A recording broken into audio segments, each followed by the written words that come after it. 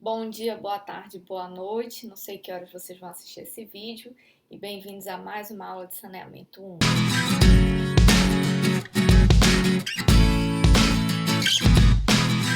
Bom, gente, nossa videoaula de hoje vai falar sobre a captação de águas subterrâneas. E antes da gente entrar no conteúdo, eu queria lembrar que a base bibliográfica da nossa disciplina de abastecimento de água para consumo humano é o livro, do Léo Weller e Walter de Pádua. E a captação de água subterrânea fica no capítulo 9, página 375. Então, se vocês tiverem alguma dúvida, vocês podem recorrer ao livro, além de, óbvio, ao fórum do Google Classroom, onde eu vou estar respondendo as perguntas de vocês. Bom, lembrando lá no início do semestre, eu sei que faz tempo, eu mostrei para vocês esse gráfico da distribuição de água na Terra, né? 97,5% da água do planeta Terra é água salgada. Ou seja, a gente não vai utilizar essa água, a não ser que a gente faça algum tipo de tratamento de salinização. A água salgada está descartada aí do nosso escopo da nossa disciplina de abastecimento de água para o consumo humano. Então, a gente tem só 2,5% dessa água do planeta sendo água doce, que é a que a gente vai utilizar para abastecimento do consumo humano. Então, distribuição de água doce na Terra, desses 2,5%, 68,9% são lá das calotas polares e geleiras, ou seja, também a gente não vai utilizar porque estão muito distantes da aglomeração do planeta. 29,9% dessa água doce no planeta Terra está disponível na forma de água subterrânea. 0,9% em umidade dos solos e 0,3% em rios e lagos. Então, esse 0,3% que são os mananciais superficiais, que foi o que a gente viu na videoaula de captação superficial, e esses 29,9% estão aí armazenados de forma de água subterrânea. Aqui a gente vê como seria a distribuição de água no subsolo. Nessa parte mais inferior, a gente vai ter a zona saturada, né? Que vai ter todos os espaços ou todos os poros completamente preenchidos por água. Logo acima, aqui a gente vai ter a zona não saturada ou zona de aeração, como também é chamada, onde vai haver poros vazios, né, ou não preenchidos por água, ou preenchidos por ar. E entre uma zona saturada e uma zona não saturada, vão existir zonas de transição, ou seja, onde vai ocorrer a infiltração da água ou ascensão capilar, né? Então, entre a zona saturada e a zona não saturada, a gente vai ver aí poros parcialmente ocupados pela água, parcialmente ocupados por ar, como a gente vê aqui no zoom daqui a zona freática ou zona saturada, todos os poros, né, nesse solo estão preenchidos por água. Nessa zona que seria a intermediária, a gente tem já parcialmente por água e parcialmente por ar, e quanto mais vai subindo, né, a gente vai ter ali perto das árvores já a umidade, a zona de umidade do solo, né. Em relação aos tipos de aquíferos, né, o aquífero vai ser uma camada ou uma formação geológica, vai ter esse material poroso e permeável, que contém a água subterrânea, né? E vai permitir o movimento através aí de seu espaço intersticial, que pode ter aí volumes apreciáveis de água, né? Um exemplo de um aquífero seriam aí camadas de areia. Os aquicludes já são as formações que contêm água, mas não podem cedê-las. Seria um exemplo aí de argila, que ela vai se comportar de uma forma hipermeável, né? O que quer dizer elas não podem cedê-las? Elas vão prender a água nessas camadas. Então, isso aqui, ó, é um aquiclude, porque você vê que o aquífero é o que está preso entre os aquicludes, né? Aquicludes. Os aquicludes, como exemplo, a gente tem a argila, que elas são formações que contêm água, mas ela não vai deixar a água passar tão facilmente, não vai ceder para a água. Então, o aquífero vai ficar confinado se ele está aí no meio de dois aquicludes. A gente vai ter também os aquíferos livres, né? O que isso quer dizer, um aquífero livre? Quer dizer que ele não está confinado, que ele é livre em um extrato permeável. Ele vai estar ali parcialmente saturado de água, né? Sobrejacente a um extrato ou formação impermeável. Então, a gente vê que isso aqui é um aquiclude, digamos que isso aqui seja uma camada de argila.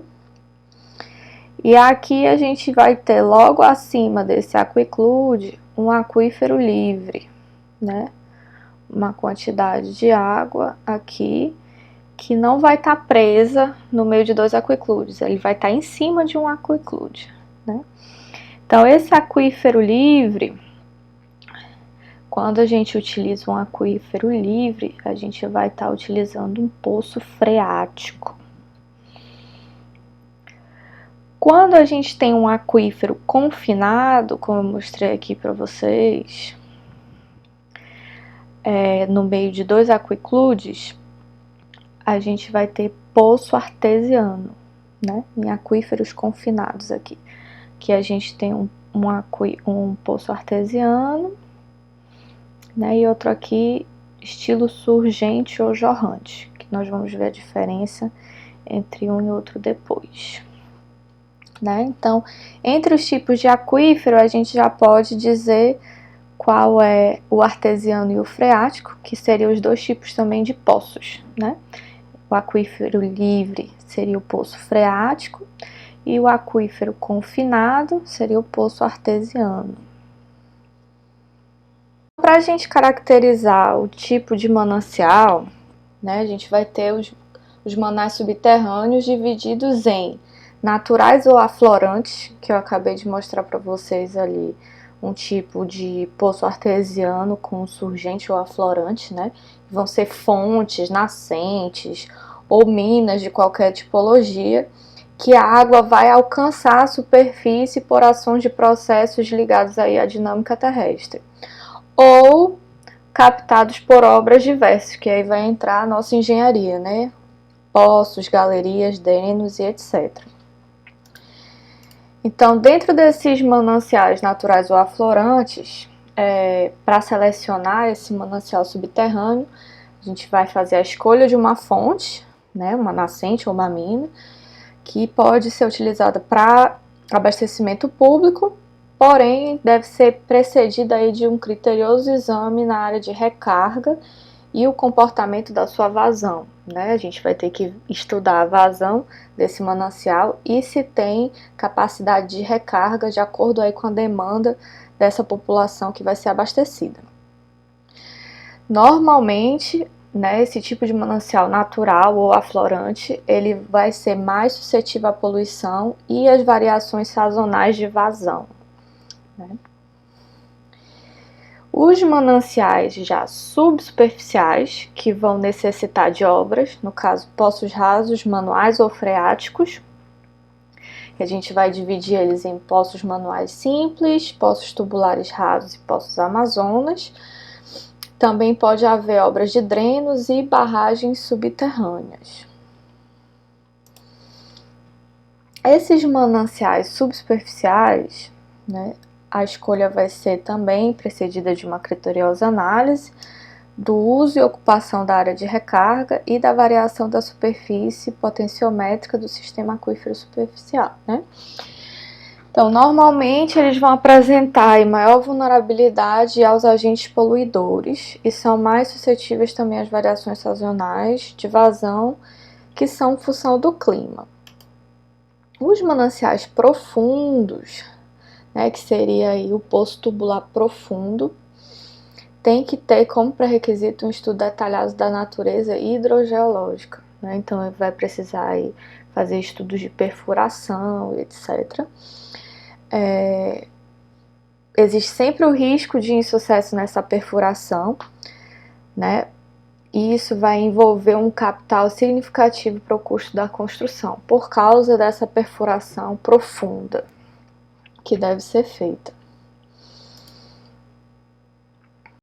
Um poço manual simples, ele é geralmente recomendado para abastecimento de residências, né, unifamiliares, ou de uma população pequena, agrupada, geralmente zona rural, né? Então, para que seja decidido pela construção desse poço manual simples, geralmente se faz uma abertura de um furo atrado ou manual mesmo, para se conhecer o perfil do terreno que vai ser perfurado, a profundidade do nível estático e a vazão que pode ser captada. O poço ele tem que ser centrado no furo atrado, ter uma forma cilíndrica, e para ser um poço manual simples, o diâmetro dele vai ser em torno de 1 metro, né? A profundidade tem que ser acima de 1 metro após atingir a superfície livre do lençol freático, né? Então, depois que atinge o lençol freático, né, a superfície livre, ali onde você tem contato com a água, a profundidade tem que ser ainda 1 metro a mais para baixo, no mínimo.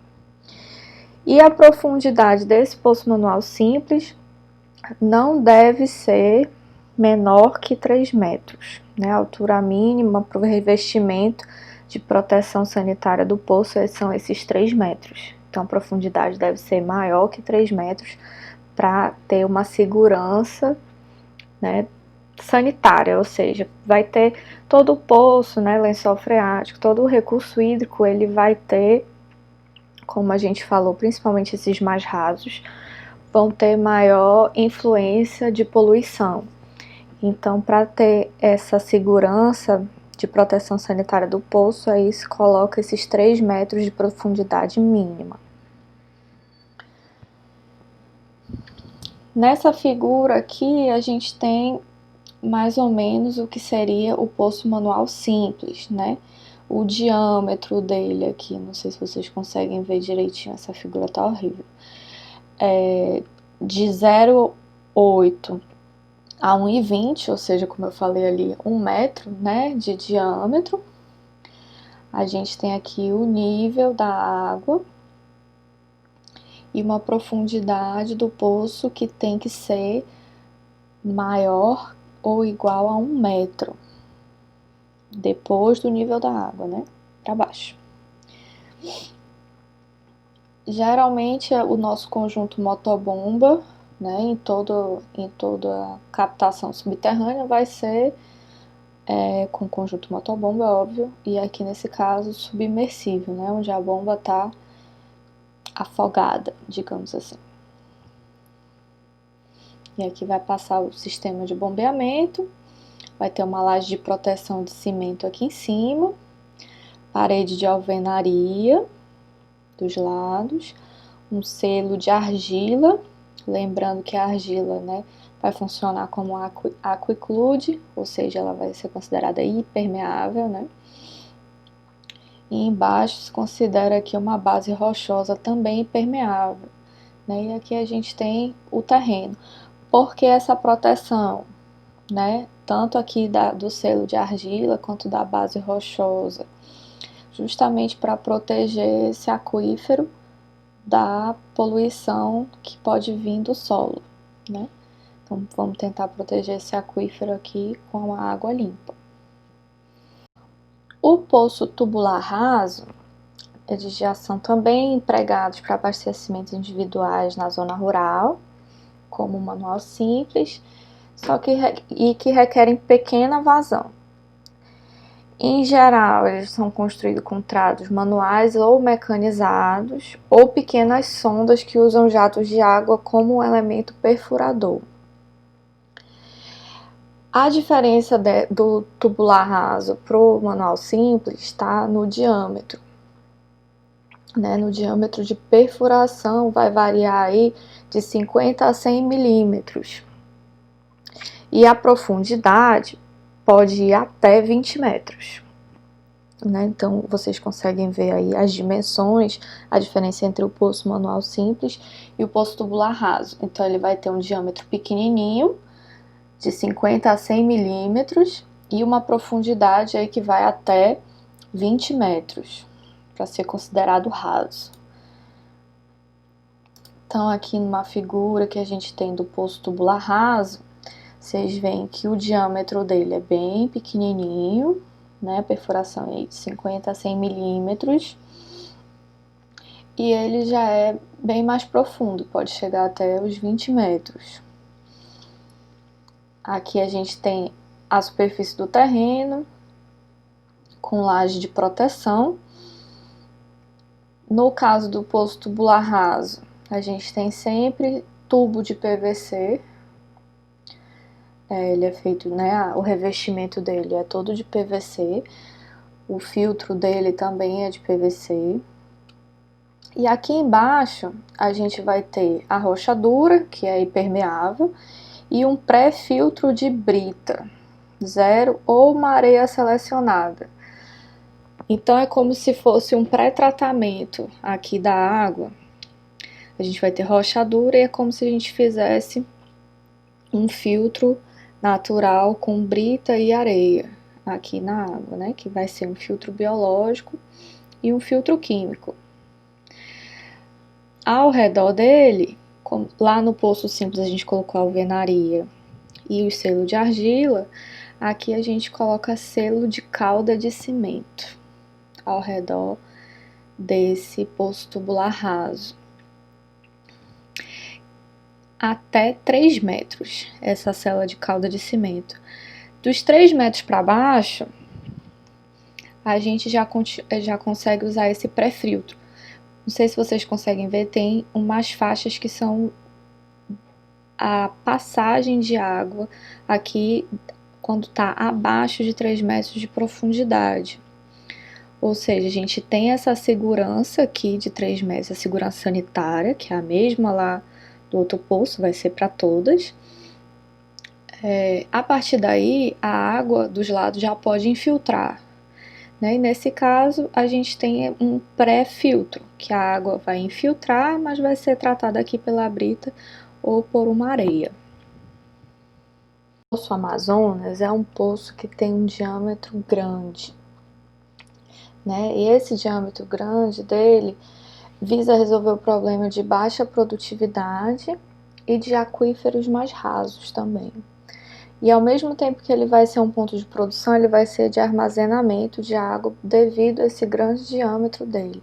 Então, toda a água reservada no Poço Amazonas já vai poder ser transferida por borbeamento para um reservatório e já daí ser distribuída por gravidade à população.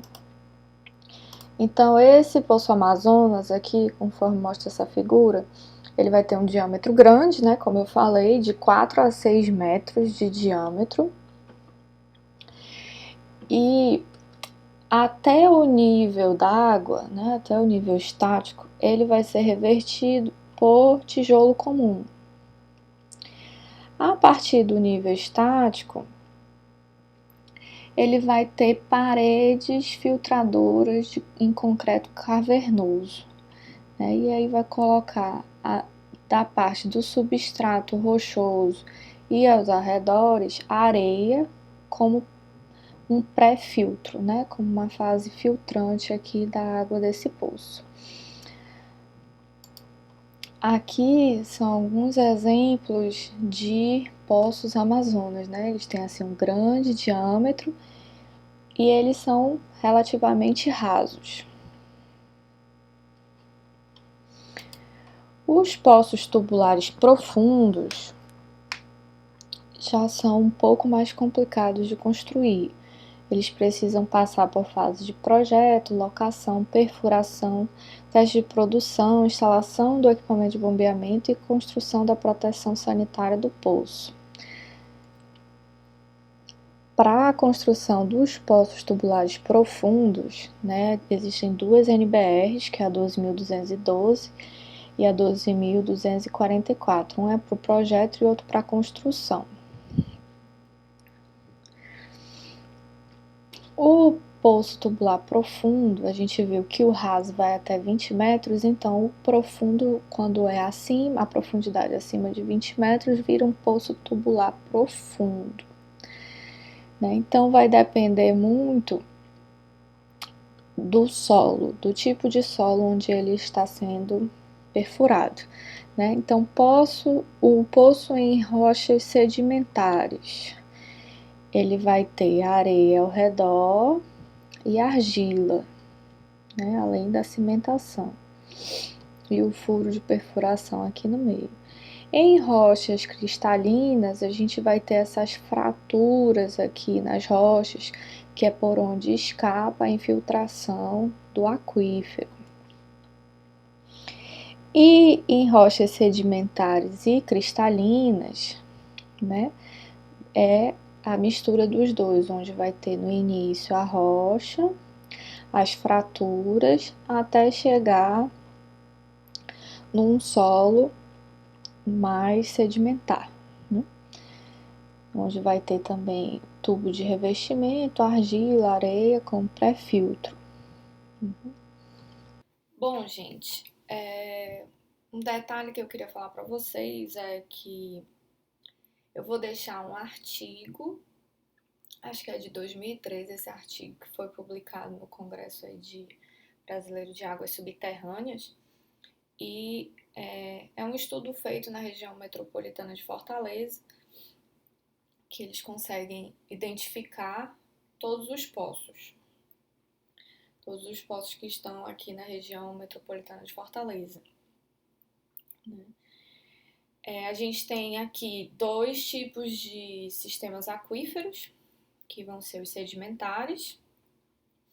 Nos sedimentares, a gente vai ter na área da Praia do Futuro e Barra do Ceará o estilo de dunas ou paleodunas, óbvio que é ali no litoral, né? Os aluviões, que são perto do Rio Cocó, Ceará e Maranguapinho.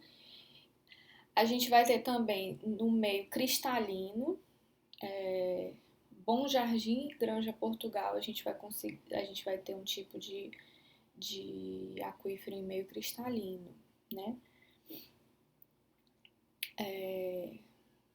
Esses em Bom Jardim, Granja Portugal, têm aflorantes a poucos metros abaixo da superfície. Mas o que eu mais queria falar para vocês era que na região metropolitana de Fortaleza e no Ceará, né, pelos estudos que a gente tem, está dividido praticamente em dois tipos de poços. São os poços tubulares profundos e os tubulares rasos. Poço Amazonas, que é aquele do diâmetro gigante, ele tem 0,12% de Poço Amazonas aqui na região metropolitana de Fortaleza. Assim como o Poço Manual, ou a Cacimba, né? É um número bem menor. Então, a grande maioria está concentrada aí em poços tubulares rasos ou profundos. Dos rasos, a maioria é perfurado a trado ou a máquina, que pode ser perfuratriz ou sonda. E para finalizar a videoaula de hoje, acho que já até ficou muito longa, eu vou deixar um link com um vídeo específico para os tipos de perfuração, os métodos de perfuração desses poços, né? Dos poços rasos e dos poços profundos. E aí eu acho que vai ficar mais visual do que a gente ficar fazendo aqui no PowerPoint com figuras, né? Um vídeo vai ilustrar melhor. Então, até a próxima.